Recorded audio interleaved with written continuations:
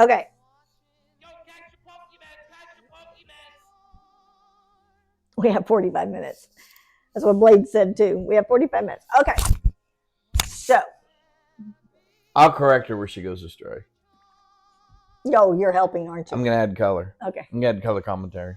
So, the short version is we met at church. That's the short version. The long version was I was in the nursery with the kids At church. and I had one of the kids' rooms and I was doing the nursery because my daughter was in the nursery. And so, but my parents were actually being ordained. So, somebody came in and said, hey, they're getting ready to ordain your parents. So, I'll take over for you. So, the sanctuary was here, and there's a hall where Right in the middle. where the nurseries were, and there was a row of chairs on the back of each side. So I came down the hallway, and on this side was a guy named Barry sitting there, and on this side was Toy Rodeo. And the problem with Barry was that he really liked me. Barry was already infatuated with Candace. And so much so, this was back 30 years ago, right? So we had answering machines. And my answering machine or my phone, my cordless phone would say how many times I'd missed a call. Well, Barry was very infatuated. And Barry would call me, and I am not exaggerating, over 100 times a day trying to get me to answer the phone. Candace could attract the stalkers. I did attract a lot of stalkers. The cray man. We have to tell you about my golly. one of my stalkers. Actually, I had two at that point. So I had a choice. I could sit down next to Barry, or I could sit down next to this guy I did not know. And so I chose to sit down by the guy that I did not know. Now, while she didn't know me, I didn't really know her either, other than one of the people that I worked with, Tony Avanzini, who was one of the pastor's children, had said, hey, I got this girl I want to introduce you to because I think you two would make a cute couple. And I said, yeah, okay, whatever. So I didn't know who she was yet. He hadn't shown me who Candace was. But that had just happened a couple days before that. So anyway. Yeah. So sat down next to you, and then we talked for a few minutes, and then was it that night? That was Wednesday. That was on a Wednesday. Yeah, that was on a Wednesday. So on Sunday morning, you asked if you could sit with me. Yep. And Sunday night happened to be a potluck dinner that night. And by that Sunday morning, that's when Tony pointed out, hey, that's that girl that I was telling you about, Candace. And I went, oh, well, she sat next to me on Wednesday night on the back row while her parents were getting ordained. So anyway, and then that night was the potluck. So then we hung out at the potluck. You asked if you could sit with us at the potluck. Yep. And that was that. That wasn't as long as I thought. But you have to understand the Barry thing. Now, I had kind of reputation. So I actually had to ask the pastor of our church if it was okay to ask Candace's parents if I could date her. So I grew up with the Avanzinis when they were in California with the pastor's kids. And so pastors' kids, they're bad. Yeah, pastors' kids, are always bad. So so anyway, I had gotten a reputation, and so I had to behave like a good boy, and so I and the pastor already felt protective of me because she's the one that had to call Barry and tell him stop calling. But her stalkers were so bad. When she moved out of one area to another area, okay, well, we literally had to move her like in the middle of the night. Okay, so there's one evening.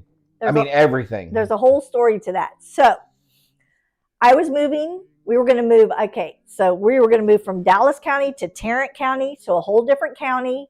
We were moving to a new apartment, different county. And it was so bad that one of the guys actually would pay, like the electric company employees. He had some ends and he would give them some cash if they would look up addresses. And so I knew that. That's a whole nother level of creeping, man. Yeah. So I knew not only did I have to and I changed jobs. Yep. So we moved me from counties, different apartments, changed jobs. And I said, Dad, I'm going to have to put my utilities in your name or they're going to find me again. Yep. So we put the utilities in my dad's name. And so, we were like moving me on New Year's Day. I would literally come back to her apartment with her from a date. And there would be gifts and stuff on her front door. Where guys had come and left gifts for her because they wanted to date her. And one sat at the bottom of my stairs. And one sat at the bottom car. of the stair. Yeah. And because it was not a private parking lot, then the cops couldn't do anything about it. But that was way before they handled stalkers differently than they do now. Yeah. So we're supposed to move me New Year's Day. I have the truck rented. I have everything ready. And so that was that fell on a Friday, I think, because it was a Friday night that we were supposed to move me and Saturday and be gone. Yep. And on Thursday, I get this phone call from Troy Rodeo. I was a carpenter. I was a carpenter back then, so I was a rough framer.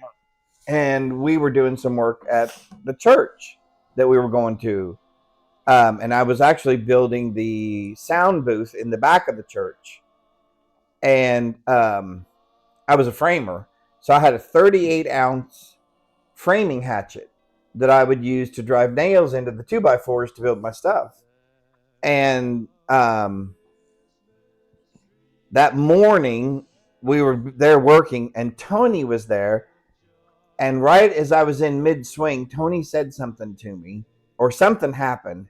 But anyway, you looked up. I lost my concentration because I looked up for just a minute, and I missed that 13-penny nail, and I hit my thumb with that 38-ounce framing hatchet.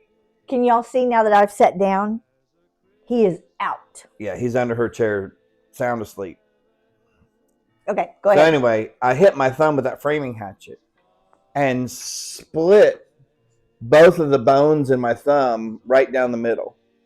I had hit it so hard that I had fractured it.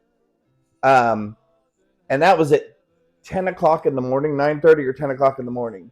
And I told Tony, I said, I think maybe I should go to the hospital and have this looked at. It feels pretty bad. It feels pretty bad.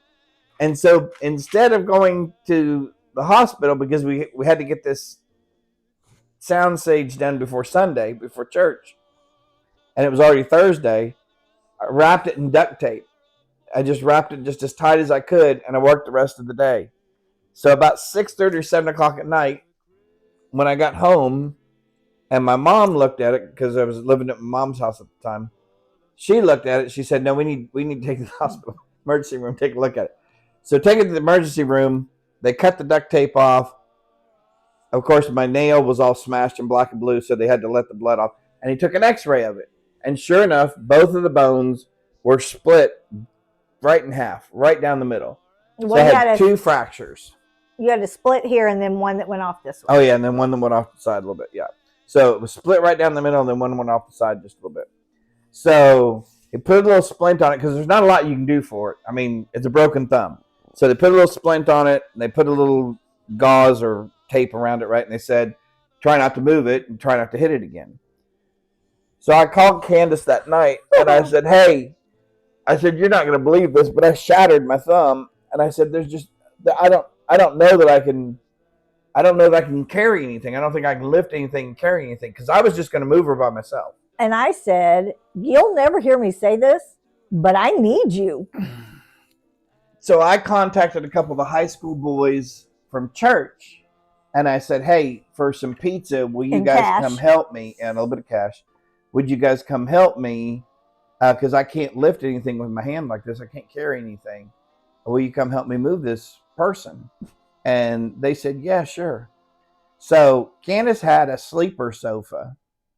And we had already moved several of the things downstairs, and we were moving the sleeper sofa. Because I lived up on the second floor. Because she lived up on the second floor. They were moving it. They were moving it.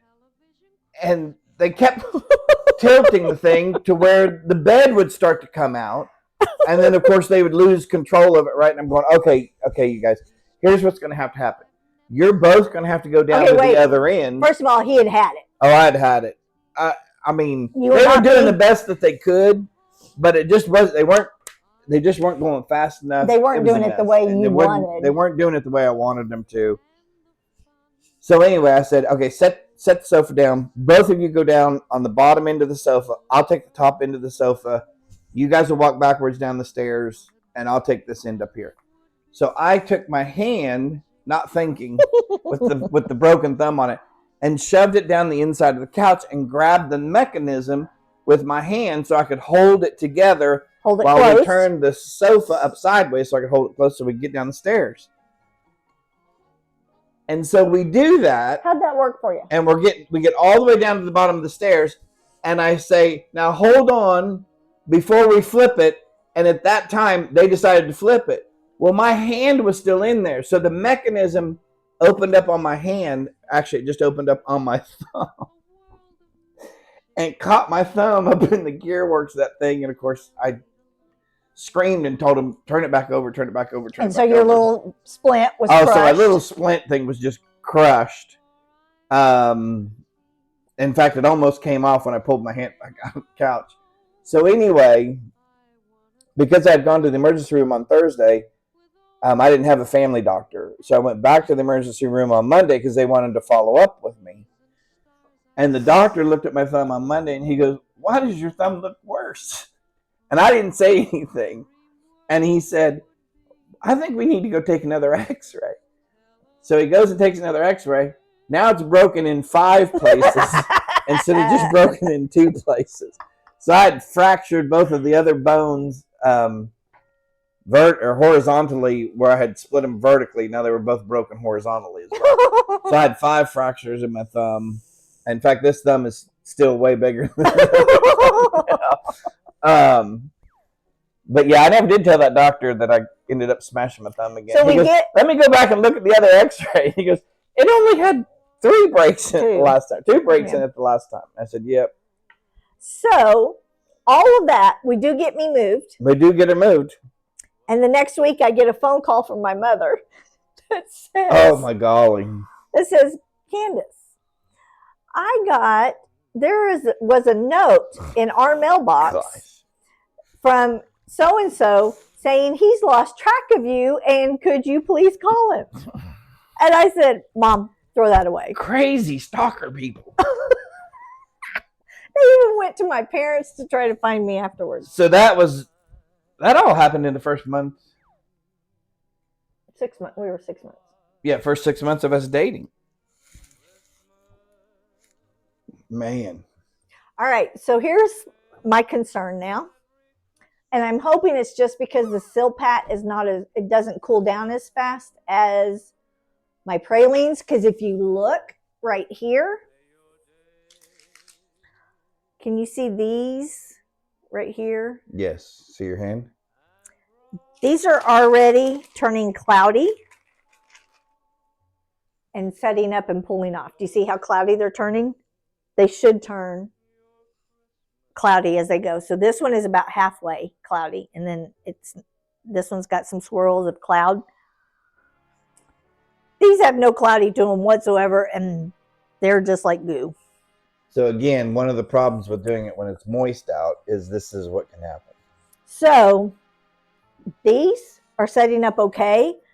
These, I think part of it because these are setting up all right. I mean, they're still sticky. They're not quite ready, but they're getting there.